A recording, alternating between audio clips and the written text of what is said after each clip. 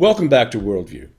Now, on Tuesday, the U.S. website alternet.org had a fascinating article by Chris Hedges on America's sellout intellectuals and all the perks they get.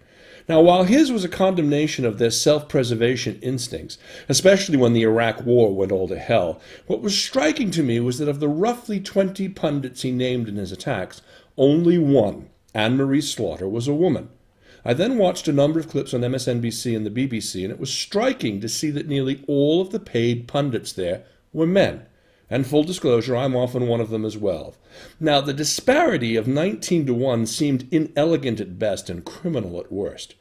Our next guest is doing her level best to balance this playing field. Caroline Criado-Perez is, as the Huffington Post says, rapidly becoming one of the most influential women in UK media. She is the co-creator of a unique resource website for all UK media outlets called the Women's Room. They've compiled an online database of female experts that's cross-referenced and easily locatable by subject. As the Huffington Post said, Caroline is a champion of female intelligence and generosity. She believes women are a force to be reckoned with and is very passionate about tackling gender imbalance in the media. So are we. Caroline Criado-Perez, welcome to Worldview. Hello. Now, the obvious first question here is, what were you trying to do in creating this resource? Well, really just trying to challenge the notion that that there aren't women experts out there. The immediate catalyst for us creating the website was 2 days in a row, the Today programme had an all-male panel discussing, well, female bodies, actually, which made it somehow worse even than just female issues. And John Humphrey said that they'd tried to find a female breast cancer expert, but had been unable to. And that really just felt like such a ridiculous statement. There must be hundreds of female breast cancer experts in the UK alone. And we just felt that they just weren't trying very hard to do this. And if they weren't going to do it, we were going to do it for them, because it is very damaging for young women and adult women to find that the only people who are speaking as authority figures in the media are men. Makes it very limiting for women in terms of what they think that they can do. You talked in one of your interviews that I read preparing for this segment about a growth of consumerism, and I believe at one point you actually expressed a personal opinion that said an earlier opinion of yours was that women are rubbish. Now, I'd love to know where that came from, and more particularly, how did you overcome it? Well, I think where it came from was that the media does portray women as a bit rubbish.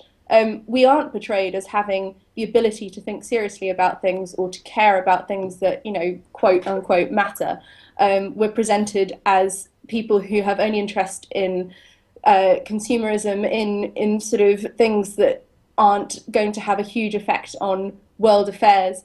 And that just felt like a caricature of women, and it didn't reflect me growing up, and I didn't see myself in that woman. But rather than questioning that presentation, I just thought, well, other women are rubbish and me and my friends aren't. And it took me to go to university as a mature student and start to read about gender issues, and particularly in relation to language and how language can shape our perceptions of the world, and particularly from a gender angle, to realize that actually there was a possibility that women weren't actually like this, that I wasn't some sort of strange non-female being, and that actually it was that women as a whole were being misrepresented by the media, and that just sort of started me off on this course of wanting to change that.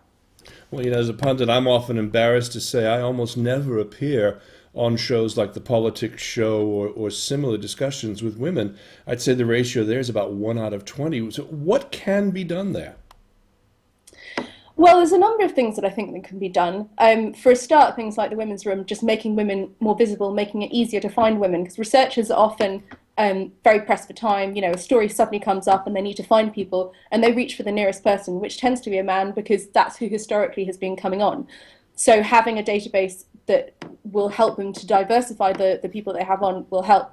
I think the other thing that will help will be the media sort of widening their view of who is interesting to listen to, who has a voice that's worth listening to.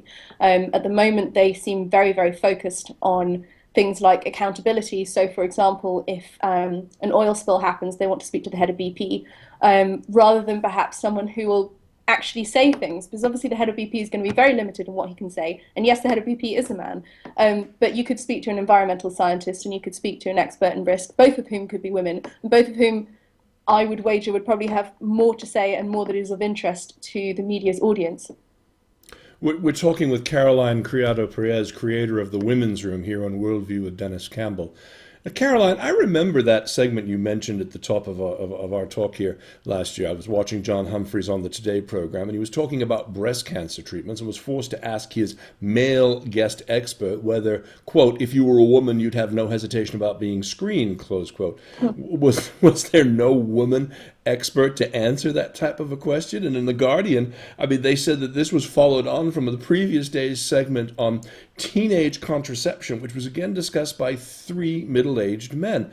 Now, I see this all the time, and it drives me crazy. Men asked to comment on women's issues, particularly when you look at what's been going on in the United States Congress and, around, abortion restrictions and things of that sort.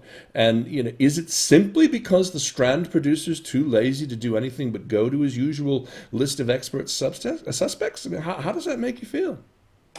Well, it makes me feel frustrated, but I do sort of try to be reasonable and recognize that it is more, I think, a time issue and perhaps also a not recognizing this as a problem issue. And I don't think that that's out of any particular malice. I think it's more because, as a young woman, it didn't occur to me that there was something wrong with the way women were portrayed. I just sort of thought that's the way things were. And I think I wouldn't have questioned there being an all-male panel, because when you're just presented with that as reality, you just sort of think that's how things are. And people need to have this pointed out to them as a problem and have it explained to them why it is a problem before they'll act on it. So I think it's a two-pronged attack of sort of educating researchers and explaining to them why it's a problem, and at the same time providing them with a solution. It's very easy to criticize and say you're not doing a good job and then not do anything to help people do a better job. And so that's kind of what we want to do at the Women's Room, is to critique but also to present a solution. Well, we have so many strong women MPs, and here in Wales we have AMs that are absolutely brilliant. And I know I've shared university dioceses with several brilliant women, but they seem to be shut out from these weighty commentary shows. I do hope this changes. Is that the real purpose of the Women's Room? Well, yeah, I mean, ideally, what I would like is to have gender parity in panel shows. And for it never again to be newsworthy to have an all-female panel, and for it to be newsworthy if there's an all-male panel. At the moment, it's the opposite way around. We had an all-female news night fairly recently, and it was everywhere. Everyone was talking about how amazing it was. But we regularly have all-male panels, and no one bats an eyelid, because that's just the default. That's just the way things are. So, but I mean, having said that, I do feel that there are changes. I think that they are finding more women, and certainly we're getting women booked through the Women's Room. So, progress has been painfully slow. I'm hoping it's going to pick up, and I'm going to do everything I possibly can to make sure it carries on getting faster. Well, Caroline, thank you for joining us today. I need an expert for a segment we'll do on North Korea this week, and your website is definitely going to be the first place I'm going to look. Keep fighting that good fight. And just like we did for the folks at A Day Without News, we want people to understand how important a free, inclusive, and independent press really is. We've been speaking with Caroline Criado-Perez, one of the co-founders of the Women's Room. Now, when we return, the Monday Line looks at the rising number of white supremacist hate groups in the USA. Are they really still fighting the U.S. Civil War? You're watching Worldview with Dennis Campbell. Stay right here.